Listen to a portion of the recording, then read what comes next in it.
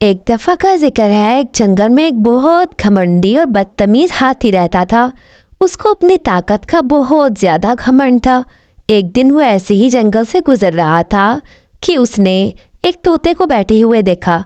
دیکھتے ہی اسے کہنے لگا، تمہاری یہ ہمت، تم مجھے دیکھنے کے باوجود بھی اس درخت پر مزے سے بیٹھے ہوئے ہو۔ تمہیں تو مجھے سجدہ کرنا چاہیے اور میری طاقت سے ڈرنا چاہیے۔ اس جنگل میں سب سے زیادہ طاقتور میں ہوں۔ اس کی بات سن کر طوطا کہنے لگا، میں تم سے کیوں ڈروں گا اور تمہیں سجدہ کیوں کروں گا؟ تم بھی تو میری طرح ایک عام مخلوق ہو۔ زیادہ گھمنڈ نہیں کرو اپنی طاقت پر، یہ طاقت کبھی بھی چھن بھی سکتی ہے تم سے۔ اس کو یہ بات سن کر بہت غصہ آیا اور اس نے کہا، ٹھہرو، میں تمہارا گھمنڈ ابھی نکالتا ہوں۔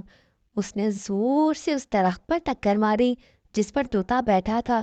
درخت نیچے گر گیا اور طوطا بیچارہ اڑ کر وہاں سے چلا گیا۔ ہاتھی زور زور سے اس پر ہنسنے لگا اور پھر وہاں سے جا کر ندی کے کنارے پانی پینے لگ گیا۔ وہاں پر ایک چیونٹی اپنے گھر کے لیے کھانا لے کر جا رہی تھی۔ ہاتھی نے جب اس کو دیکھا تو اس سے پوچھنے لگا، تم یہ کھانا لے کر کہاں جا رہی ہو؟ چیونٹی نے اس کو بتایا کہ کچھ دن میں بارشیں ہونے لگی ہیں، اس لیے وہ اپنے لیے کھانا اکٹھا کر رہی ہے تاکہ وہ اپنے بل کے اندر ہی کھانا سارا جمع کر لے اور اس کو بعد میں پریشانی نہ ہو۔ ہاتھی کی تو دوسرے جانوروں کو پریشان کرنے کی عادت تھی۔ اس کے ذہن میں خیال آیا، اس نے تھوڑا سا پانی اٹھا کر اس کے اوپر پھینکا تو اس کا سارا کھانا بکھر گیا اور چیونٹی بیچاری گر گئی۔ اس کو بہت غصہ آیا۔ ہاتھی اس کے اوپر زور زور سے ہنس رہا تھا۔ چیونٹی بیچاری کچھ نہیں کر سکتی تھی۔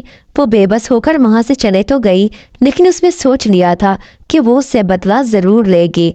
ایک دن وہ ایسے ہی کھانا ڈھونڈنے کے لیے جا رہی تھی کہ اس نے ہاتھی کو کھڑے ہوئے دیکھا۔ ہاتھی اپنے دھیان میں تھا اور وہ ادھر ادھر دیکھ رہا تھا کہ چیونٹی چھپکے سے اس کی سونڈ کے اندر گھس گئی۔ اندر جا کر اس کے سونڈ کے اندر زور زور سے کاٹنے لگی۔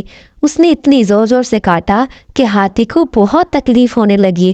وہ زور زور سے چلا رہا تھا، بچاؤ بچاؤ۔ لیکن اس کی کوئی مدد نہیں کر رہا تھا۔ چیونٹی اس کو کاٹتی جا رہی تھی۔ وہ بہت زور زور سے اس کی سونڈ میں کاٹ رہی تھی، لیکن ہاتھی وہ بس درد سے چلا رہا تھا، یہاں تک کہ وہ رونے لگ گیا۔ اس کو اتنا درد ہو رہا تھا۔ چیونٹی ابھی تک باہر نہیں آئی تھی۔ آخرکار درد سے چلا چلا کر وہ مدد کے لیے پکارنے لگا اور منتیں کرنے لگا کہ برائے مہربانی جو بھی میری سونڈ میں ہے باہر آ جاؤ، مجھے بہت تکلیف ہو رہی ہے۔ تب کہیں جا کر چیونٹی اس کے سونڈ میں سے باہر آئی اور پھر آ کر اسے کہنے لگی، اب تمہیں مزہ آیا؟ تم بھی ہمیں اسی طرح پریشان کرتے تھے۔ اب تمہیں پتہ لگا کہ کوئی بھی طاقتور نہیں ہوتا، سب کے پاس الگ الگ صلاحیتیں ہوتی ہیں، لیکن ہمیں اس صلاحیت کو دوسروں کی مدد کرنے کے لیے لگانا چاہیے، نہ کہ دوسروں کو پریشان کرنے کے لیے۔ ہاتھی کو اس کی بات سمجھ آ گئی اور وہ ڈر گیا کہ کہیں یہ دوبارہ میری سونڈ کے اندر نہ گھس جائے۔ اس نے اس سے معافی مانگی اور دوبارہ اس نے کسی بھی جانور کو دوبارہ پریشان نہیں کیا۔